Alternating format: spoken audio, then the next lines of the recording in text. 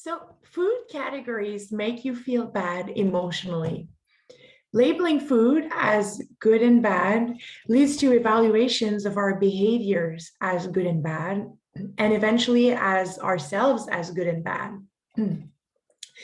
If we don't correct course, this becomes a vicious cycle and it can lead to the implementation of more unhealthy coping mechanisms as a result of feeling down or feeling bad. Hi, I'm Milan Gino, and today we're exploring the power of language over how we feel and over our habits. So I used to get very triggered whenever I would hear that there's no good or bad food. I'd be like, of course there is. There's heart disease and cancer and all these things, and food plays a role. And so there's bad food. And then I watched my own language. And I watched how my patients and people around me talk to each other and talk to themselves. And I realized that there's a pattern. I realized that initially we talk about good and bad food, but after some time, we'll be like, oh, I didn't have a very good day. Today was not a good day. Or today was a really good day. I ate all my food from my meal plan and did all the right things. I went for my jog and whatever. And then over time, you hear people saying, I did really good today. I was really good today. Or, oh, I was bad today. And see how we just went from bad food to I was bad today. Now, you didn't commit a crime or anything, did you? Let's just not get into the ethics of what's good and what's bad. And if you should say that people are bad if they do something bad, because I think, but it's the same psychology.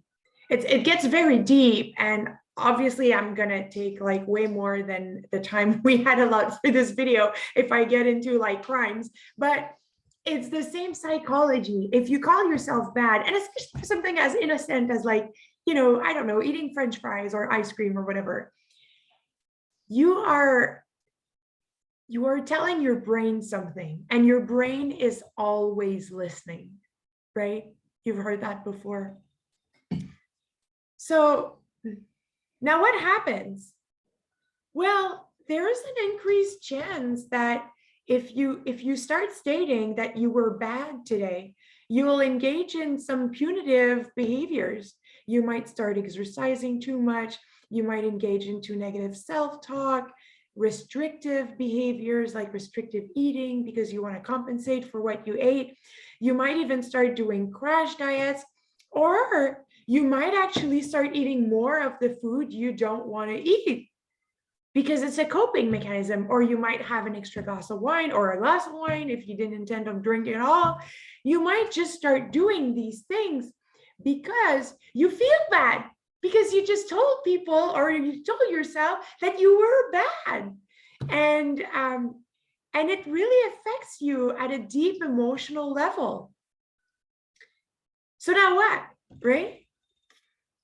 Should I congratulate myself for eating ice cream and French fries? Well, how about we just detach ourselves from that at all? Entirely, altogether. Just forget about the good, the bad, and what you ate yesterday. Just forget about it. Drop it, right? Drop it. So I'm going to give you 3 tips on food, language, and mindset. So talking about nutrient-dense foods, I really like how Joel Furman talks about the nutritarian diet, I believe, and I really like it. He talks about this program for nutritional excellence and things like that. And I mean, it's really about, well, talking about food for what it is, right? It's a social thing, it's nutrients, it's, it's just not something that makes you good or bad. right? Let's just be honest about it. So nutrient dense food, there's nutrient poor food, and sometimes you eat one and sometimes you eat the other, and it doesn't make you good or bad. Um, and and you want to emphasize the foods that that are nutrient dense, and you want to feel inspired to take care of yourself, and keeping the conversation about health and energy and how you want to feel, and really just keeping it nice and positive. And if at some point you eat something that maybe you didn't intend to eat, just don't sweat it, right? Stress and negative emotions, they're just as unhealthy. And if you start dwelling on past things that you ate, you're making it so much worse than it really is. And it's harmful for your hormones. It increases your cortisol. It lowers maybe your sleep quality. It impacts how you are in your relationships because you feel bad. You feel like you're a bad person.